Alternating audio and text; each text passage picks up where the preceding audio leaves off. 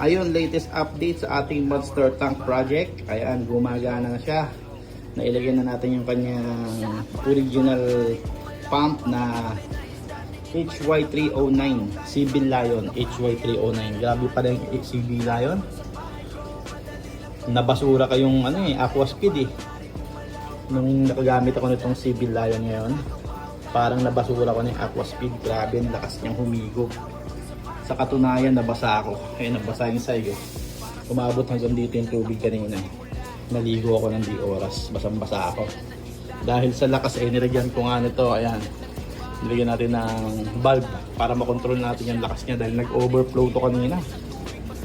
Overflow. Hindi kinaya yung lakas. So, pinigilan natin siya gamit ang valve na yan. So, ayan. Dumadali na siya sa ating sump. Nagsacycle na siya ulit. So, tuluyan na siyang magsacycle. Kasi yung ginamit natin ng isang araw dito is yung A2000 lang ang hina niya. Hindi siya makasipsip ng maayos. Dito lang sa taas. So, ito nasa ilalim na. So, ito fully cycle na to. So, bukas pwede na tayong maglagay ng isda dito. Good news. Alright. Ito yung ating monster tank project. Magandang araw sa inyong lahat. Magandang gabi sa inyong lahat, mga kaisda.